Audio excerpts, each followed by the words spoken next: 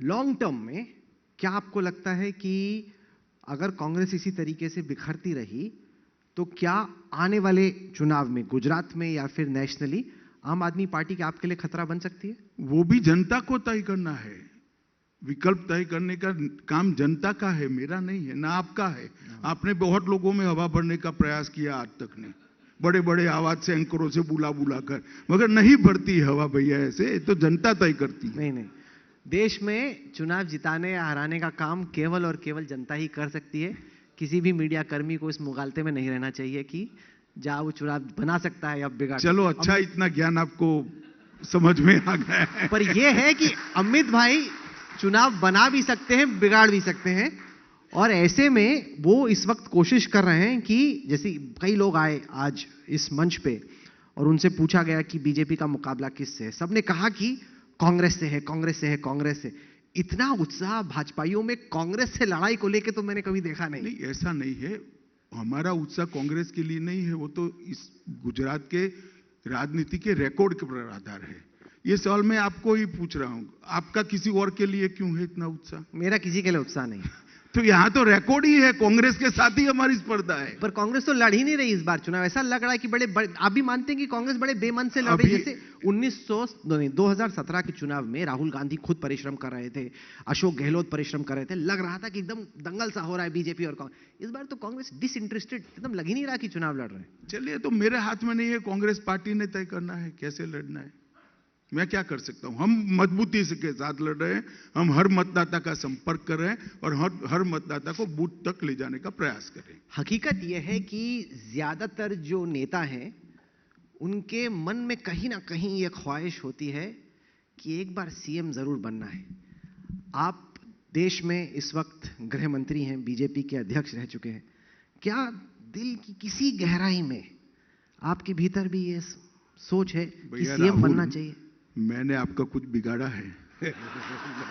मैं अच्छा भला काम कर रहा हूं, वहां पर काहे को ये सब नया बखेड़ा शुरू कर दो।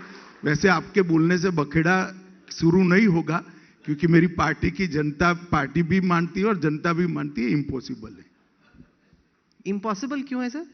क्योंकि मैं ही नहीं चाहता। क्यों नहीं चाहते? अरे छोड़ो भाई। नहीं, क्योंकि अगर जैसे फर्ज कीजिए आगे चल के अभी आप क्या हो आज तक में? न्यूज डायरेक्टर, न्यूज एडिटर हो। अब आपको कोई एंकर बनाकर नीचे भेज दे तो बनोगे क्या? इतनी सादी बात तेरे समझ में नहीं आती, मैं क्या कर सकता हूं भैया? अब ऐसा स्वप्न आप देखोगे क्या? आपको लगता है कि आप ऊपर निकल गए उससे, सीएम अब बनाते हो? ऊपर नीचे कोई नहीं होता है। मैं मानता हूं कि मोदी जी के मंत्रिमंडल में देश का गृह मंत्री बनना बहुत सौभाग्य की बात है और इसका मुझे गौरव है। सर, यूनिफॉर्म सिविल कोड का मुद्दा उत्तराखंड से शुरू हुआ। गुजरात में कैबिनेट ने कहा चुनाव के अनाउंसमेंट से पहले कि हम भी लेके आएंगे। ऐसे में मेरे जहन में सवाल आता है कि केंद्र सरकार क्यों नहीं यूनिफॉर्म सिविल कोड लाके एकदम अनाउंस करके, जैसे आपने आर्टिकल 370 किया वैसे उसको इंप्लीमेंट कर दे, या क्या आप 2024 के चुनाव के लिए इसको वेट कर रहे हैं? देखिए, यूनिफॉर्म सिविल कोड 1950 से, जब से मेरी पार्टी बनी तब से हमारा मुद्दा है, और यही मुद्दे के आधार पर श्यामा प्रसाद मुखर्जी ने, ऐसे कई मुद्दे थे जो आइडियोलॉजिकल मुद्दे थे, जिसके आधार पर श्यामा प्रसाद मुखर्जी ने देश के पहले उद्योग मंत्री पद से इस्तीफा देकर भारतीय जनसंघ की स्थापना की थी। और एक भी घोषणा पत्र ऐसा नहीं है जिसमें हमने यूनिफॉर्म सिविल कोड की बात नहीं करी है। भारतीय जनता पार्टी का, भारतीय जनसंघ का बहुत पुराना मुद्दा है। हम मानते हैं कि पंथ निरपेक्ष देश के अंदर कानून का आधार धर्म नहीं हो सकता है, और हमारे संविधान निर्माताओं ने भी यह कहा है कि जब कभी भी अनुकूलता हो, देश के विधानमंडलों ने और देश की संसद ने यूनिफॉर्म सिविल कोड लाना चाहिए। अब वो काम हम कर रहे हैं। नहीं, मैं सहमत हूं। मैं पूछ रहा हूं कि कब ला रहे हैं आप? नेशनली क्यों नहीं लेके? नहीं, देखो, वहां पर भी लाना है तो लाएंगे। पहले अभी जिन राज्यों की सरकारें इसको लाना चाहती है वो राज्यों में तो आ ही जाएगा, कंकरेंट लिस्ट के अंदर है। तो उत्तराखंड ने घोषणा कर दी, कमेटी बन रही है, हिमाचल ने एजेंडे में रखा है, गुजरात ने कमेटी बना दी, तो 3 राज्यों में तो आ ही जाएगा। बाकी सारे राज्य देखते हैं, वरना हम खुद सोचेंगे बाद में। इस दफा भूपेंद्र पटेल आपके चीफ मिनिस्टरियल कैंडिडेट हैं, आपने ये भी घोषित किया कि चीफ मिनिस्टर वही होंगे।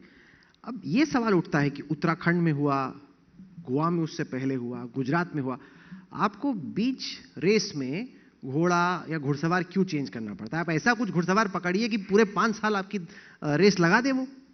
ऐसा नहीं है राहुल जी, ये सवाल भी आपका एनालिसिस और तथ्यों के आधार पर नहीं है।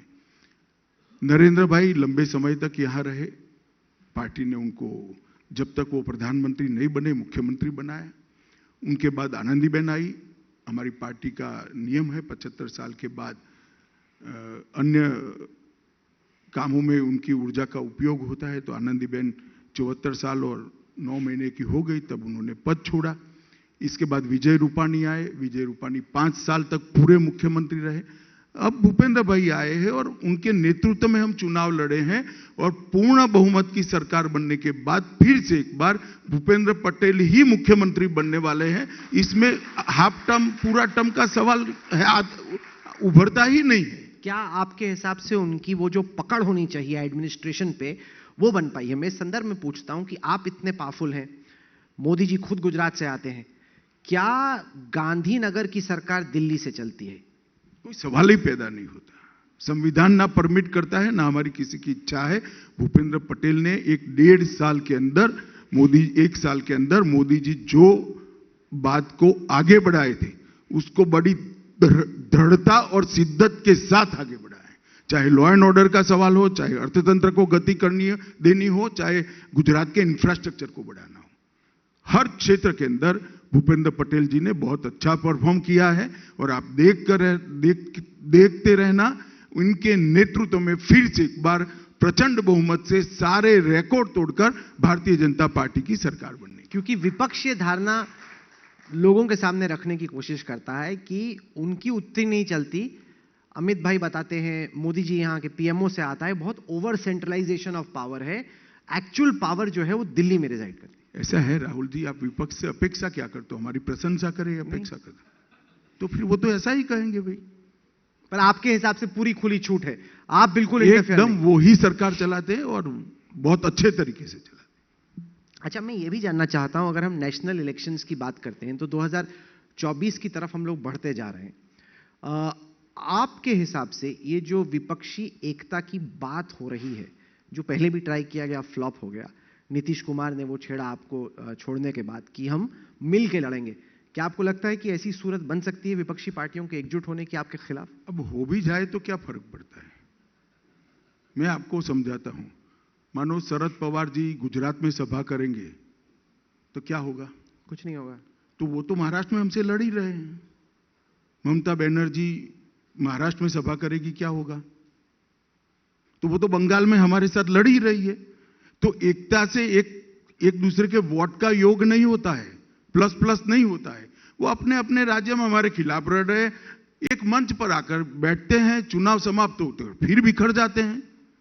नहीं, पर फर्क ये पड़ता है कि अगर सब मिल के आपके खिलाफ लड़ें तो ऑल वर्सेस वन हो जाता है। जैसे अगर जो महाविकास आघाड़ी, आप समझ नहीं रहे हो कि अभी भी हमें तो ऑल वर्सेस वन ही है।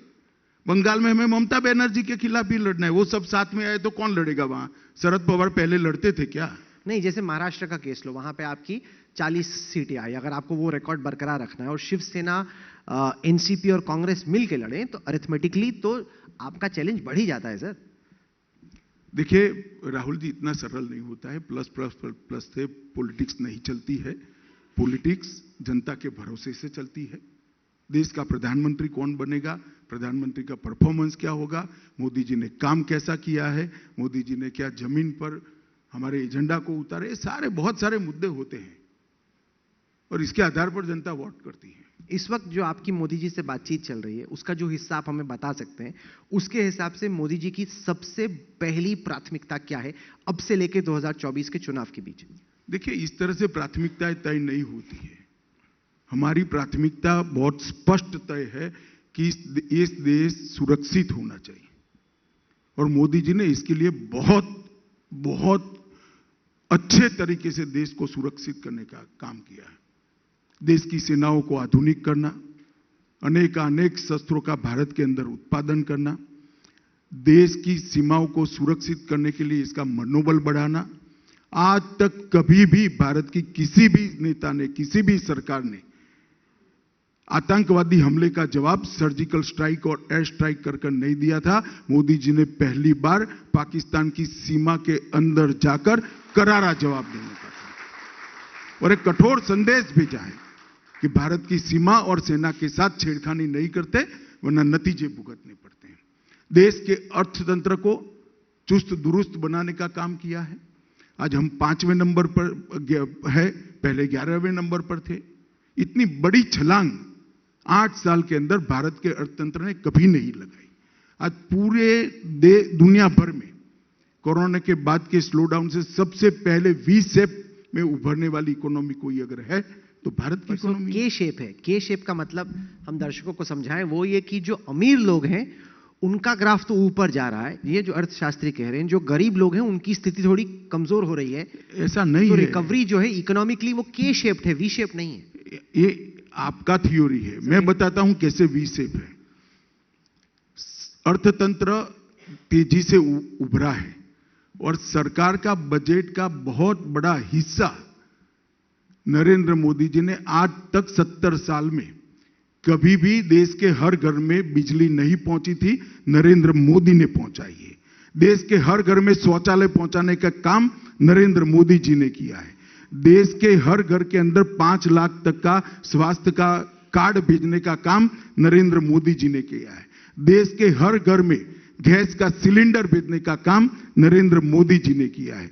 देश के हर घर के अंदर कोरोना के बाद जब स्लो डाउन आया तो फ्री ऑफ कॉस्ट 2.5 साल तक प्रति व्यक्ति प्रति माह 5 किलो अनाज देने का काम नरेंद्र मोदी ने किया है। देश के 80 करोड़ लोगों के जीवन स्तर को उठाने का काम भारतीय जनता पार्टी की सरकार ने किया है। और जब मैन्युफैक्चरिंग आ रहा है तो स्वाभाविक रूप से रोजगारी आएगी। और ये शुरुआत है अभी राहुल जी, जो कांग्रेस 60 साल में कर रही है उसको सुधारने की शुरुआत है। ये नींव डालने का काम किया। जब 109 लाख करोड़ रुपया का इंफ्रास्ट्रक्चर बनता है तो निश्चित रूप से रोजगारी बढ़ती है और इंफ्रास्ट्रक्चर बढ़ता है वो इकोनॉमी का बढ़ावा करता है।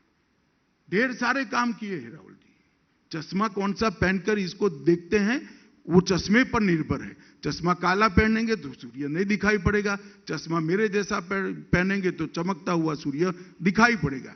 चश्मा बदलने की जरूरत है। बाकी ये वी शेप ग्रोथ है, वी शेप ग्रोथ है और वी शेप